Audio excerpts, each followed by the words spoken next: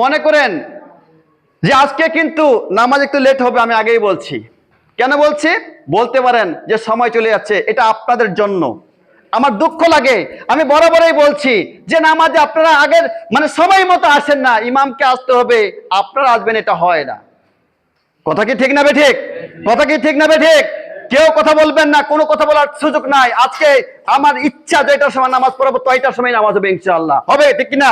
ঠিক কিনা? সবাই বলেন ঠিক কিনা? তয়টার সময় নামাজ হবে। বুঝতে পারছেন আমি কেন বলছি? বরাবরই বলছি আপনারা মসজিদে আসেন, কিন্তু কেন দেরি করে আসেন ভাই বলেন তো? কেন আসেন? আমি আগেই বলেছি, যে ব্যক্তি প্রথম কাতারে আসবে সে একটা কুরবানি উট যেমন কুরবানি করলে সব হবে, ঠিক তদরূপ আপনি সেই সবটা পাবেন। তাহলে এই সব থেকে আমরা বিচ্যুত কেন? আমরা কেন বাইরে থাকবো বলেন তো? থাকবো নাকি? আমরা কি উট কুরবানি আমরা দিতে পারি নাকি? দিতে পারি নাকি? তাহলে একটা কুরবানি যদি উট যদি কুরবানি করে যে সবটুকু পাওয়া যায়, তাহলে এই সব আমরা ছাড়বো কেন ভাই? প্রশ্ন আছে না? কেন ছাড়বো? দ্বিতীয়তে একটা গরু, তৃতীয়তে একটা কি ছাগল অথবা দুম্বা, তারপরে একটা ডিম, এরপর থেকে শেষ। তাহলে আপনি পরে যখন আসেন আপনি কি পাবেন আর বলেন তো? কি পাবেন? কিছু পেতে পারেন না। অতএব যে আপনারা, আমি আহ্বান করছি, উদাত্ত আহ্বান করছি যে আমরা একটু আগে আসার চেষ্টা করব ভাই। আপনাদের অনুরোধ করে বলছি আপনারা একটু আগে আসবেন। কেন আসবেন বলেন তো? যে এখানে আগে আসতে পরে কি হয়, যে দুটি কথা শোনা যায়, বলা যায়, কিছু যদি আমল করার হয় সেটা যদি আমল করতে পারি, আকলে দিন আকা ইয়াকফিকলা আমালুল কলিল, যে তোমার ইমানকে খাঁটি কবির করো, অল্প আমলে নাজাতের জন্য যথেষ্ট হইবে। কে বলছেন? আল্লাহ রাসূল সাল্লাল্লাহু আলাইহি ওয়াসাল্লাম বলছেন। তাহলে মনে করেন আমি 500 কথা বলবো, 100 কথা বলবো, একটি কথাও যদি আমলের যোগ্য হয়, এটার আমলের মাধ্যম দিয়ে আমরা নাজাত পেতে পারি না? নাজাত পেতে পারি কি পারি না? তাহলে কেন আপনি পরে আসবেন বলেন তো? কেন আসবেন? কি সমস্যা? পৃথিবীর জমিনে যতদিন বেঁচে থাকবো আপনি মনে করবেন যে আজকের দিনটা আছি, কালকে মনে ব্যস্ততা কম হবে? নো, কখনো সম্ভব নয়। কালকে আরো আপনার কাজ আরো বেশি বেড়ে যাবে। অতএব মনে করছেন কাজ নিয়ে আছেন, ব্যবসা বাণিজ্য নিয়ে আছেন, ক্ষেত খামার নিয়ে আছেন, স্ত্রী পুত্র নিয়ে আছেন, গরু ছাগল নিয়ে আছেন, এটা নিয়ে ব্যস্ত থাকেন, মরে দেখেন, মরার পরে তারপর বুঝবেন কি অবস্থা হবে। ঠিক কিনা? ভুল বললাম নাকি? আগে মরে দেখেন, তারপরে বুঝবেন। আসবেন তো একদিন, যেতে হবে, আমাকেও যেতে হবে, আপনাদের সকলকে কিন্তু যেতে হবে। এজন্য আমি বলছি যে আমরা শুক্রবারের দিনটাকে আল্লাহর জন্য কুরবানি করব। এটা হচ্ছে আর কি, যে শুক্রবারের দিনটা আল্লাহর জন্য আমরা কুরবানি করে দেব। ওই দিন না হয় কাজ করলামই না, কি হবে? খেতে পারবো না। না হয় একদিন না খেয়ে থাকলাম, কি সমস্যা? 5 ওয়াক্ত নামাজ তো পড়েন না, সব শুক্রবারে একদিন আসেন, তাও আবার দেরিতে আসেন, তার লাভটা কি বলেন তো?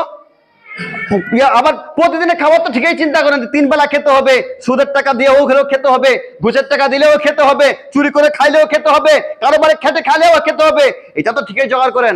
কিন্তু আমাকে আপনাকে, আমরা যেদিন চলে যাব আল্লাহর কাছে, যে উপস্থিত দিতে হবে আল্লাহর কাছে, আমার আপনার জীবনের কর্মগুলির হিসাব নিকাশ দেওয়ার জন্য যেতে হবে। ওই দিকে আপনি দেখেছেন?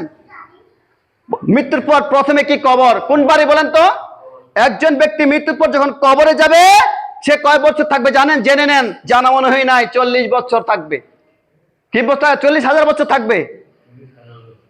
কয় বছর? 40,000 বছর থাকবে। তারপরে কবরে তো গেলেন, এবার হাসরের ময়দানে আপনি থাকবেন কত বছর জানেন তো?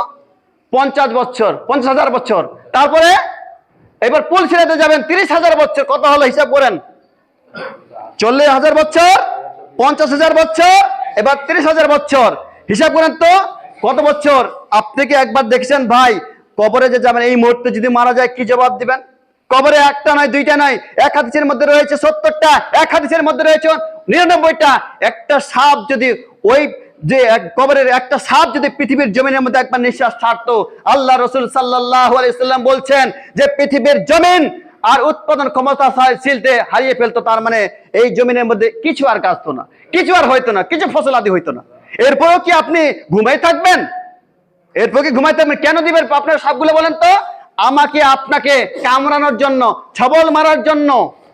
আপনি যদি আমার যদি ভালো না থাকে, আমার আমল যদি ভালো না হয়, আপনাকে কামড়াতে থাকবে কি পর্যন্ত? কিয়ামত হওয়া পর্যন্ত থাকবে, কামড়াতে থাকবে। সহ্য করতে পারবেন? একটা সাপ যদি জমিনের মধ্যে একটু নিঃশ্বাস ছাড়ে যদি জমিনটা যদি কি হয়, জমিনের মধ্যে যদি কোনো ফসল আদি না হয়, তাহলে আপনার আমার অবস্থা কি হবে বলেন তো? কি হবে? আসুন, আসলে এই জন্য প্রায় কথা বলে থাকি যে ঘুমন্ত মানুষকে জাগ্রত করা সম্ভব, আর ঘুমের ভান করে থাকলে ওই মানুষকে জাগ্রত করা সম্ভব নয়। আমি রবিউল ইসলাম কেন, গোটা পৃথিবী যদি চেষ্টা করে তাও সম্ভব নয়। কথা বলেন ঠিক না বেঠিক? ঠিক কিনা? সবাই বলেন, চিল্লা বলেন ঠিক না বেঠিক? তাহলে কি আমরা ঘুমে থাকবো?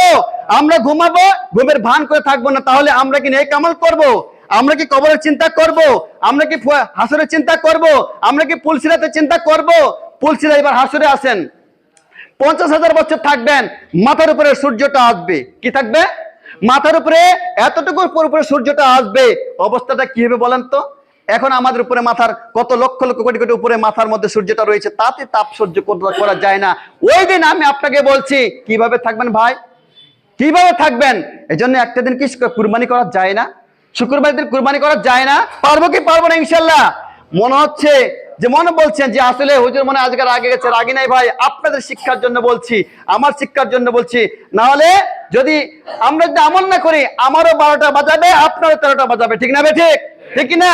এই জন্য বাল্লিগু আন্নী ওয়ালাউ আয়া, এই যে আল্লাহ রাসূল সাল্লাল্লাহু আলাইহি ওয়াসাল্লাম বলছেন, আমার একটি বাণী যদি, আমার একটি কথা যদি অপরের কাছে পৌঁছে দাও, তাহলে একটি কথা শুনলেও জানলেও সেটা অপরের কাছে পৌঁছে দাও। আমি সেই কথাই কিন্তু বলছি, আল্লাহর কথাগুলি বলার চেষ্টা করছি, রসুলের কথাগুলি বলার চেষ্টা করছি। বলছিলাম তাহলে ইমানের কয়টি রয়েছে, কয়টি বিষয়ের উপর ইমান আনতে হবে, বিশ্বাস করলে ইমান হওয়া যাবে, আমিনদার হওয়া যাবে কয়টি? 7টি। কয়টা বলেছি? আমানতু বিল্লাহি ওয়া মালাইকাতিহি ওয়া কুতুবিহি ওয়া রুসুলিহি ওয়াল ইয়াউমিল আখিরি ওয়াল কদরি। 6 নাম্বার, কদর মানে কি বোঝেন? বোঝেন কদর মানে কি? তাকদির। তাকদির আমরা বলি না যে কি আল্লাহ আমাকে তাকদির দিল রে, যে আসলে আমি সারা জীবন গরিবে থাকলাম, আমার কষ্ট আর কষ্ট। বলি কি বলি না? রাস্তা দিয়ে হাঁটতেছি, রাস্তার মধ্যে হাঁটতে একটা পায়ের মধ্যে লাগে গেল, যাবো না, আর যাবো না। আল্লাহ মনে বাধা করে দিল, না এটা করা যাবে না, এটা করলে আপনি শিরিক করলেন। যেই শিরিকের গুনাহ আপনার কাছে আল্লাহর কাছে মাফ না চাইলে, তওবা না করলে, সেই শিরিকের গুনাহ কিন্তু আপনার মাফ হবে না। এই সিদ্ধের এটা হচ্ছে শিরিক। তাহলে কি বললাম? 5 নম্বরে কি, 6 নম্বরে হচ্ছে তাকদির। তার মানে হচ্ছে আপনার আমার তাকদিরের মধ্যে, আমার আপনার ভাগ্যের মধ্যে যেটাই আছে সেটাই আল্লাহর পক্ষ থেকে। কার পক্ষ থেকে? কার পক্ষ থেকে? আল্লাহর পক্ষ থেকে। ওই আরেকটা কি জানি একটা বলছিলাম, বুখারী শরীফের 775 নাম্বার হাদিসটার কথা বলছিলাম, যে বলছিলাম যে মাছের কলিজা কে কে খেয়েছেন? কেউ, আমরা অনেকে কিন্তু খাইনি। খাইছি আমরা? খাইনি। যে জান্নাত, যা হয়তো জান্নাতে জাহান্নামের একটা ভয়াবহের কথা বলেছি, কিন্তু জান্নাতের যারা যারা মাছের কলিজার ভুনা খাওয়ার জন্য প্রস্তুত কিংবা খেতে চান, তারা রেডি হয়ে যান। যারা যারা মাছের কলিজার ভুনা খেতে চান, তারা রেডি হয়ে যান। কোথায় খাওয়াবে বলেন তো? ওয়াল ইয়াউমিল আখির, অর্থাৎ পরকালে। এখানে দিতে পারবো না কিন্তু, আল্লাহ দিবে, এটা আল্লাহর কাছে, আমার কাছে কিন্তু না, আমাদের কারো কাছে নেই। কারণ জান্নাতীদের প্রথম খাওয়াই হবে কি জানেন? প্রথম খাদ্যই হবে কি? ওখানে খাদ্য দিবে যে মাছের কলিজার ভুনা আপনাকে আমাকে খেতে দিবে। আল্লাহ রাসূল সাল্লাল্লাহু আলাইহি ওয়াসাল্লাম বলেছেন, বলি সুবহানাল্লাহি বিহামদিহি। তাহলে যাদের যাদের মাছের কলিজার ভুনা খাওয়ার মন চায়, তারা জান্নাতে যাওয়ার জন্য যে কাজটা করা দরকার সে কাজ করার জন্য প্রস্তুত থাকেন, নয়তোবা আপনার ওই ভাগ্যে জুটবে না। তো বলছিলাম, কয় নাম্বার বললাম? 5 নাম্বার গেল। 6 নম্বরে তাকদির। আপনার আমার তাকদিরে যেটাই এসেছে, এটাই কিন্তু আমাদেরকে মেনে নিতে হবে। এখানে কোনো কিছু চলবে না। অর্থাৎ এই হাতের আঙ্গুল কয়টা? 5টা। হাতের আঙ্গুল 5টা। এই 5টা আঙ্গুল কি এক সমান? এক সমান। মনে করতে পারেন এটা আবার কোন উদাহরণ?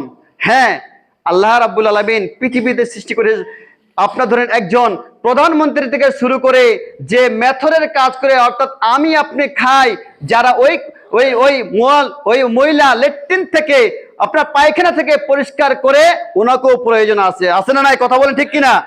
তাহলে প্রধানমন্ত্রী থেকে শুরু করে আপনার যে লেট্রিন পরিষ্কার করে, ওই লোকটা সহ আপনার আমার প্রয়োজনের জন্য আমরা সকলের আমাদের প্রয়োজন আছে। আছে না নাই? তাহলে এই জন্য আল্লাহ তাআলা রাব্বুল আলামিন আমাকে আপনাকে ছোট বড় করেছেন। সকলের কাজ এক হবে না, সবাই এক কাজ করতে পারবো না। কথা কি বুঝে যাচ্ছেন? কথা কি বুঝতে পারছেন? আমরা সকলে এক কাজ কিন্তু ভাই করতে পারবো না। অনেক কথা বলছি, কথাগুলি বুঝেন, কথাগুলি কিন্তু ওজন আছে। ছোট্ট কথাগুলি হতে পারে, কিন্তু কথাগুলির ওজন আছে। তার মানে বুঝাচ্ছি যে আমাদের সকলকেই প্রয়োজন। কেউ চাকরি করবে, কেউ বড়লোক হবে, কারো 100 বিঘা জমি থাকবে, কারো 50 বিঘা থাকবে, কারো 1 কাঠাও থাকবে না, কারো বাড়ির বসত ভিটা থাকবে না। এবং কি দেখেন, রেল লাইনে যায় দেখেন, তারা যাযাবরের মতো বাড়ি নাই, ঘর নাই, একটা চটি অথবা একটা পাটি নিয়ে রেল লাইনের মধ্যে শুয়ে রয়েছে। আপনারা কি দেখেছেন? আপনারা কি দেখেছেন? এটা কে করেছেন বলেন তো? এটা কে করেছেন? এই আল্লাহ তাআলাই করেছেন। যে আল্লাহ রাব্বুল আলামিন আমাকে জবান দিয়েছেন, যে আল্লাহ তাআলা রাব্বুল আলামিনের জবান দিয়ে কথা বলছি, ওই আল্লাহ তাআলাই কিন্তু সেটাও করেছেন। তার মানে এই নয় আপনি ছাদ পিটা বাড়িতে থাকবেন, ওই লোকটা ওইখানে রয়েছে, আপনি তাকে ঘৃণা করবেন। নো, আপনি ঘৃণা করতে পারেন না।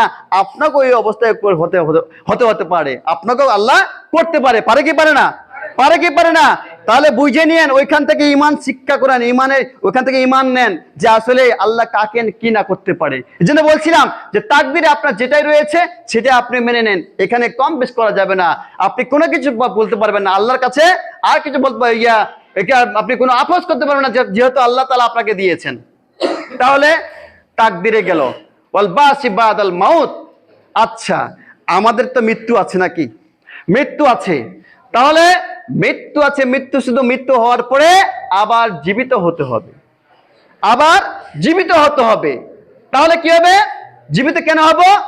এর আগেও বললাম যে ওই আমি আপনি আমরা যা কিছু বললাম, যা কিছু করলাম, পৃথিবীতে যতদিন হায়াত পাইলাম, এর মধ্যে কি করলাম না করলাম, ফামাইয়া মাল মিসকালা যাররাতিন খায়রান ইয়ারা ওয়া মাইয়া মাল মিসকালা যাররাতিন শাররান ইয়ারা। আমি আপনি যদি অনুপরিমাণও, এক বিন্দু পরিমাণও যদি ভালো কাজ করে থাকে, সেটাও আমাকে আপনাকে এর প্রতিদান দেওয়া হবে।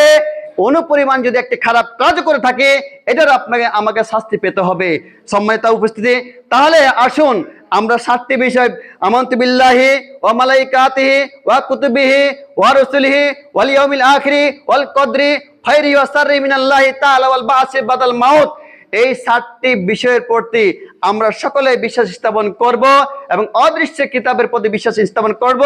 যারা এই অদৃশ্য কিতাবের প্রতি বিশ্বাস স্থাপন করে এবং এই 7টি বিষয়ের প্রতি বিশ্বাস রাখবে, তারাই হবে ঈমানদার।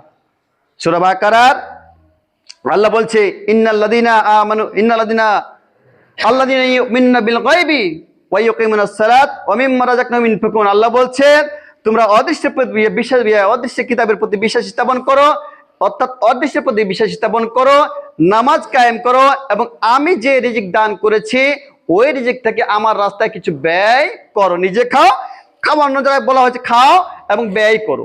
সম্মানিত উপস্থিতি, আসুন আমরা যারা আজকের যে কথাগুলি বলা হলো এবং আমরা যারা শুনলাম, আল্লাহ তাআলা আমাদের যেন সকলকেই, হয়তো বা 500 কথা বলেছি, 100 কথা বলেছি, এর মধ্যে হয়তো 2-4টা কথা হয়তো বা বেশি হয়ে যেতে পারে, আমারও ভুল হতে পারে। আল্লাহ তাআলা যেন আমাদের ভুলের দিকে লক্ষ্য না রেখে আমলের নিয়তে যে কথাগুলি বলার চেষ্টা করেছি, আল্লাহ তাআলা রাব্বুল আলামিন যেন আমাদেরকে এই কথার উপরে আমল করার জন্য তৌফিক দান করেন, বলি আল্লাহুম্মা আমিন। আরেকটি হাদিস তেলাওয়াত করেছিলাম যে আল হায়াউ মিনাল সুবাতে ওয়াল ঈমান। আল্লাহ রাসূল সাল্লাল্লাহু আলাইহি সাল্লাম বলছেন যে লজ্জা শরম হচ্ছে ঈমানের অঙ্গ। তার মানে যার লজ্জা আছে, যার হায়া আছে, তার ঈমান আছে। যার লজ্জা নাই, হায়া নাই, নির্লজ্জ, আল্লাহ রাসূল সাল্লাল্লাহু আলাইহি সাল্লাম বলছেন ওই লোকটার ঈমান নাই। এখন বলতে পারেন কেমন করে? দেখুন, আজকে ছোট বড় মান সম্মান এই নাই, যখন তখন যে কোনো কথাবার্তা বলে ফেলি, আমরা ফেলি না, যে তার মানে আমাদের লজ্জা শরম নেই। লজ্জা শরম যার নাই, আল্লাহ রাসূল বলছেন তার কোন ঈমান তার মধ্যে ঈমান থাকতে পারে না। আসুন আমরা ঈমানকেও মজবুত করি, খাঁটি করি এবং নেক আমল করি। যেই নেক আমল করলে পরে আল্লাহ তাআলা আমাকে আপনাকে জান্নাত দিবেন, এই আশা ব্যক্ত করে আজকের জুম্মার খুতবা এখানে সমাপ্তি। আসসালামু আলাইকুম ওয়া রাহমাতুল্লাহি ওয়া বারাকাতুহু।